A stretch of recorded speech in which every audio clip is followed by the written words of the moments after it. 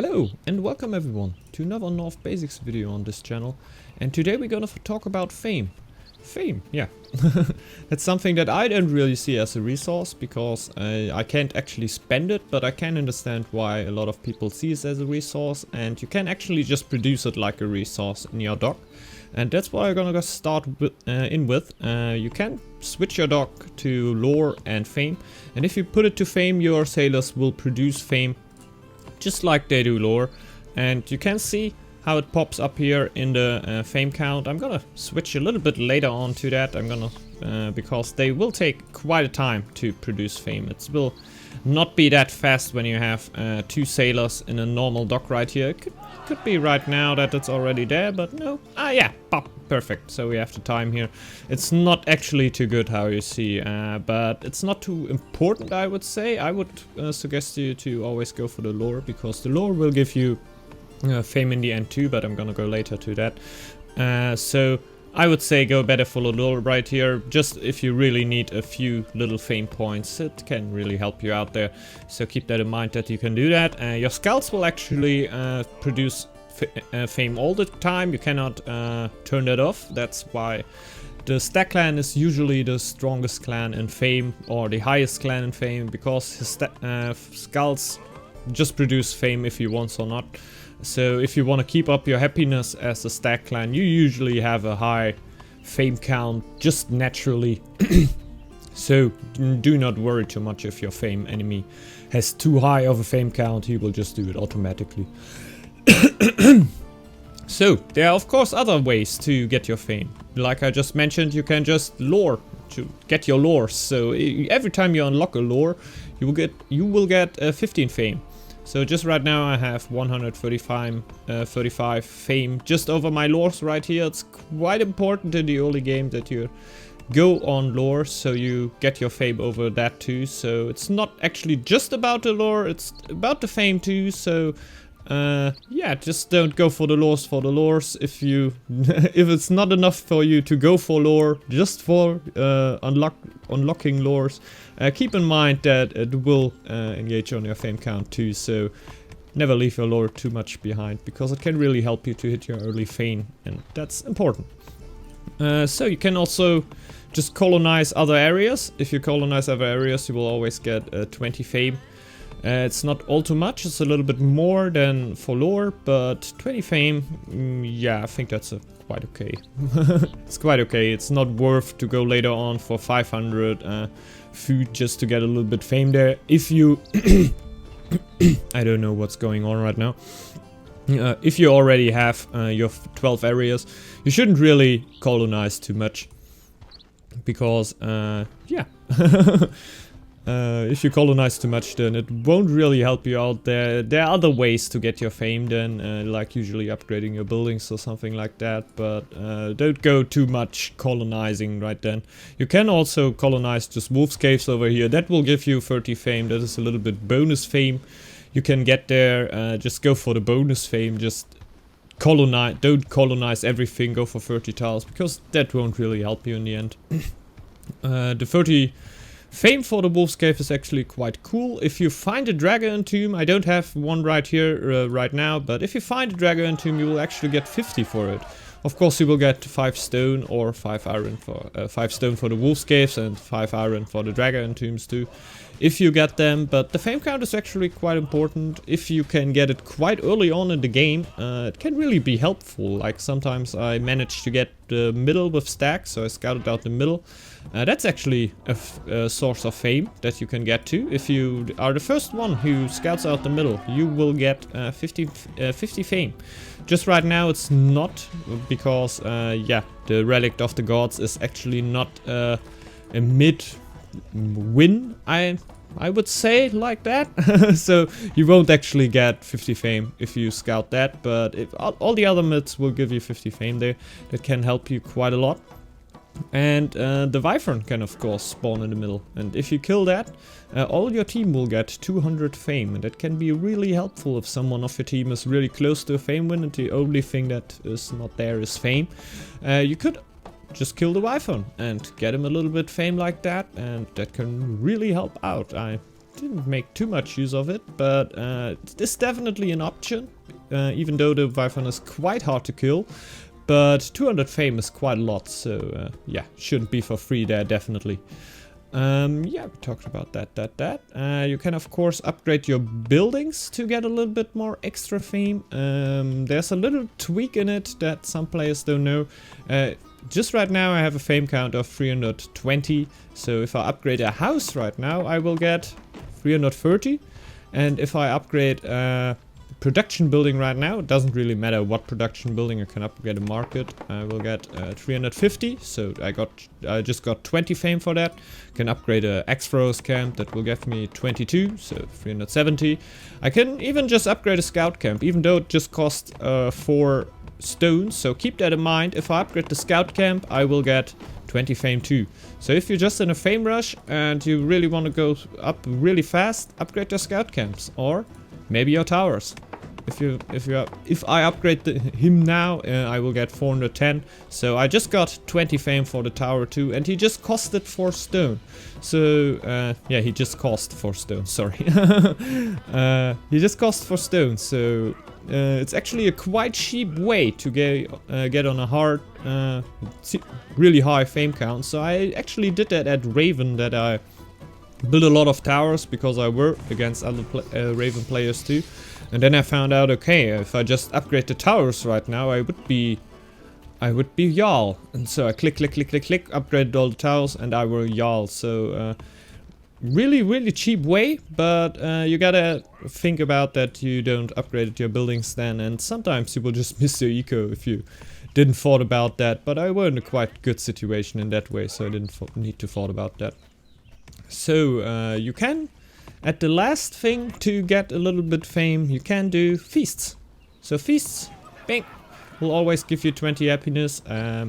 Yeah, of course all the other bonuses too. But since we're just like right now looking at fame, we're gonna keep it at fame. It doesn't rise at any point. You will pay the same price for the feast, but you will always get yeah, pay a higher price for the feast, but you will always get the same fame count out of it, so you can't really boost that.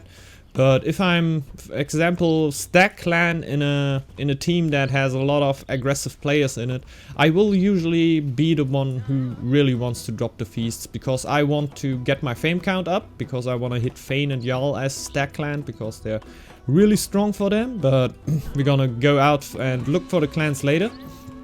And I really want to feast there because of the strong economy boost that I can get. So I really want to do them there because I'm capable of it, and I need the fame. So I don't really want to let the other players do it. Of course, if there's another player like a Raven player who really wants to get the fame rush done, we have a good amount of coaster for him and we can help them out really good. I will of course not do the feast, let the Raven do the feasts, but I just want to ensure you that you want to do the feasts as a Stag, of course. Some players don't really know that the Stag is really one of the economic clans, so one of the clans that wants to feast if there is no goat in the clan or there's no other strategy going on. So just keep that in mind, feasting can be really important for your different clans. Sometimes the Raven will just need it for the fame rush. I don't really use the feasts too much there, I do it more of a building upgrading. But a lot of players do, and you should actually respect that and just let them feast then. And when you have a goat in your clan, of course just let the goat do the feasting, even though it would help you a little bit with fame. If you're just before of Fane and one feast will get you that, and you just want to do that, just do that feast, even if you take it away from the goat. If it's so important for you, just go for it. It's not too important that the goat does it, but the goat has just an insane food productivity, so it's really cool to let him do that. So I'm gonna pop out now in the menu, and yeah, we're gonna see us there, and I'm gonna explain the different Fane and Jarl boni, and yeah, I'm gonna rate him a little bit. So see you then. And here we are in the menu, trying to explain the different Fame boni you will get for Fane and Jarl for the different clans. I'm just gonna start at the top, do it, yeah, how you would expect it. Starting with the Wolf clan, He will get assault at 200 fame, and your military units will gain a 15% attack bonus when fighting outside of your territory.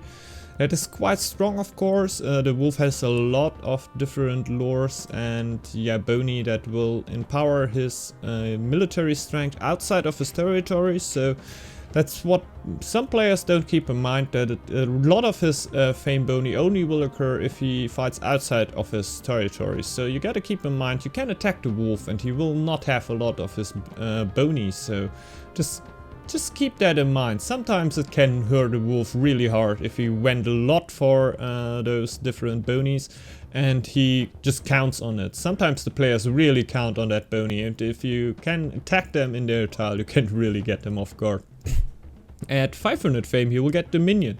So your Berserker can colonize cleared areas for free. And yeah, in the earlier games days, it worked quite hard with the wolf to reach 500 fame, because it were more an aggressive clan right then. I think right now it's really possible to do that, and I think a lot of you saw me already forgetting it, because I'm not so used to the wolf hitting 500 fame, but it's really strong and you should make use of it. I think it has a cooldown of 6 months or a year. It's a really long cooldown, that's what I want to say.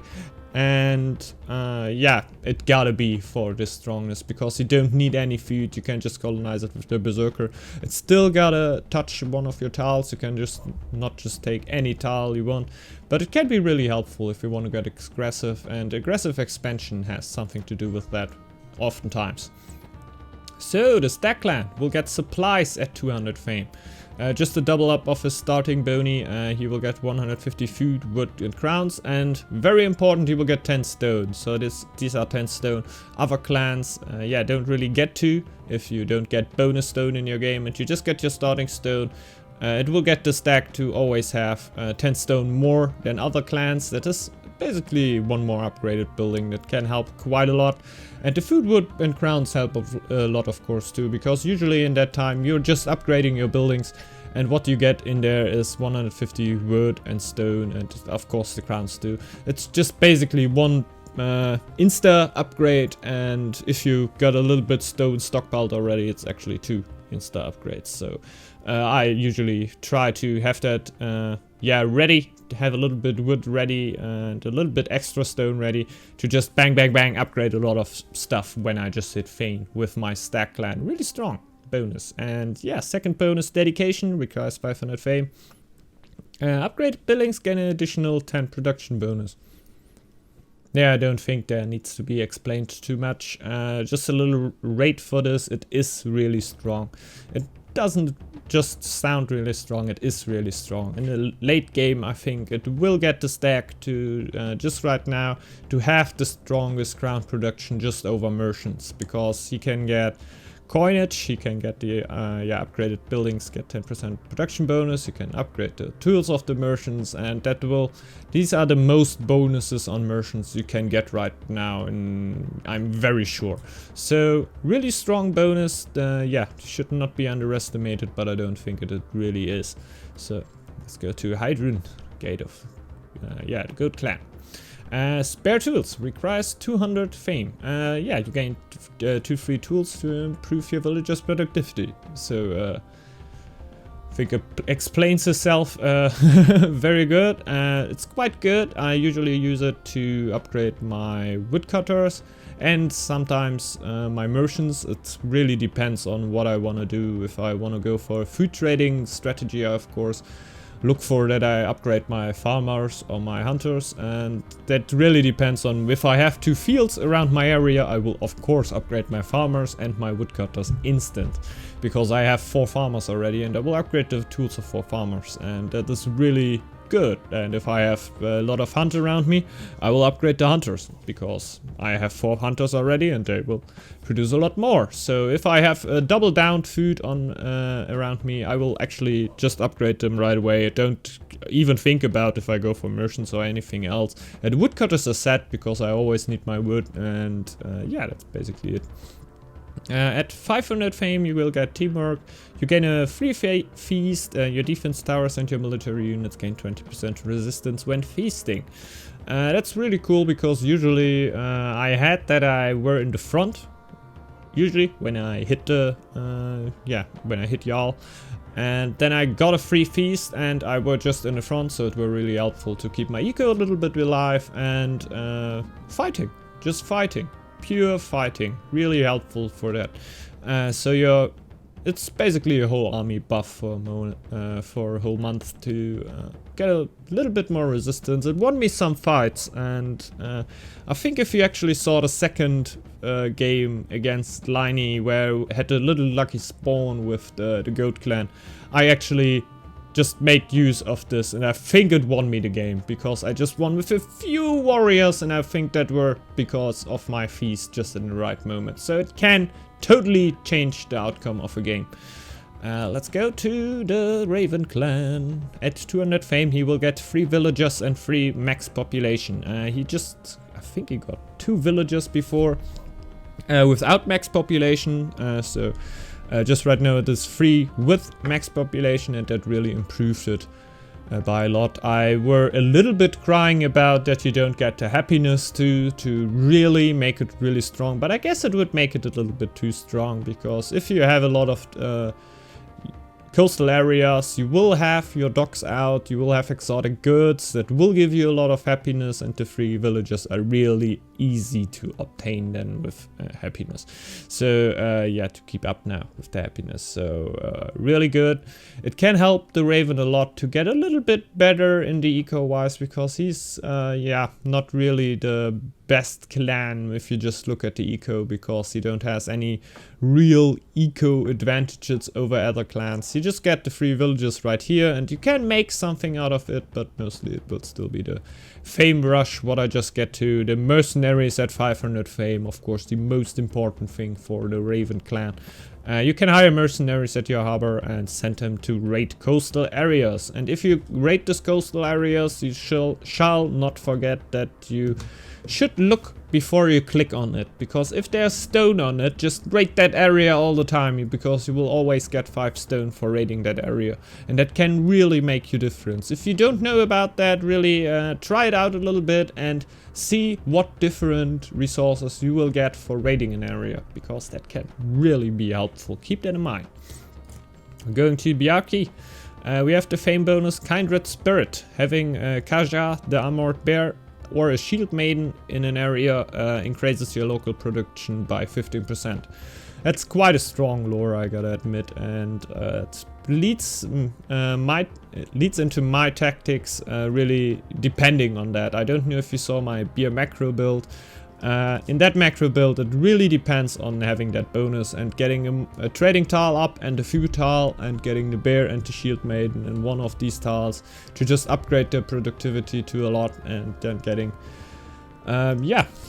either waiting a little bit or just attacking quite early. I would say it would be better for the bear clan to have a point where he wants to attack, not just let the game let the game happen and look while it's happening, because I think the economic clans can still get a better economy. This economy can definitely challenge other clans, but I think it's not all too strong there. But the beer clan has definitely other advantages that he can play out, and yeah, still makes it a really strong clan.